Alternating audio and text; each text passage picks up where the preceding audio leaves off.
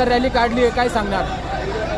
आज 12 तारीख आहे आणि आज प्रचार रॅलीचं आयोजन केलेलं असून आपण बघितलं असेल सिद्धार्थ चौक स्वारबाबा नगरपासून तर संपूर्ण प्रभागामध्ये रॅलीचं आयोजन केलेलं असून ते साई मंदिरापर्यंत या रॅलीचं आयोजन हे आहे.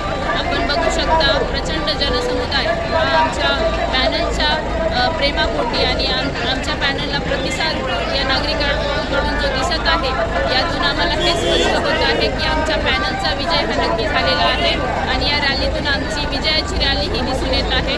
अशा प्रकारचं जे काही नियोजन केलेलं आहे हे काही पैसा लोकांना दिल्याने आलेली गर्दी नाही आहे, ही तर लोकांची तळमळ आहे आणि नारळ या निशाणीसमोर लोकांना बटन दाबून त्यांना प्रचंड मतांनी आमच्या पॅनलला निवडून देण्यासाठी ही तळमळ आहे. कुठल्याही प्रकारचं पद असेल किंवा पैसा असेल याची आमच्या तिघाही उमेदवारांना कुठल्याही प्रकारची लालच नाही. आम्हाला फक्त जनतेचे ऋण फेडण्याची संधी आम्हाला मिळत आहे आणि या संधीचं आम्ही नक्की सोनं करू.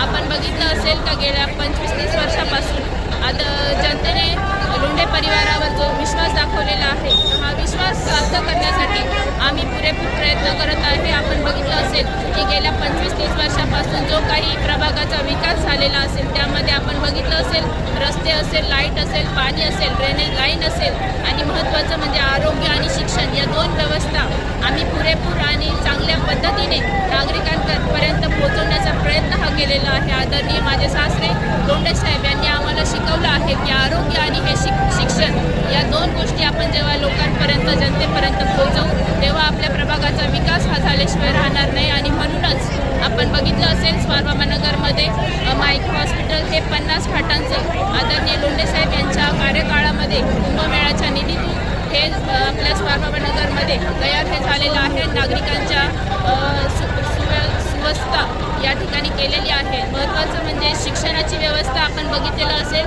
स्वारबाबा नगरमध्ये हिंदी, मराठी, उर्दू अशा तीनही माध्यमांच्या शाळा ह्या आपल्या स्वारबाबा नगरमध्ये आहेत. कुठल्याही मुलांना आपल्या प्रभागामध्ये सर्व जाती धर्माची लोकंही राहत असतात आणि त्यांचीही कुठल्याही गैरसोय होऊ नये म्हणून या ठिकाणी आपण शिक्षणाची व्यवस्था एवढी स्ट्रॉंगपणे मांडलेली आहे.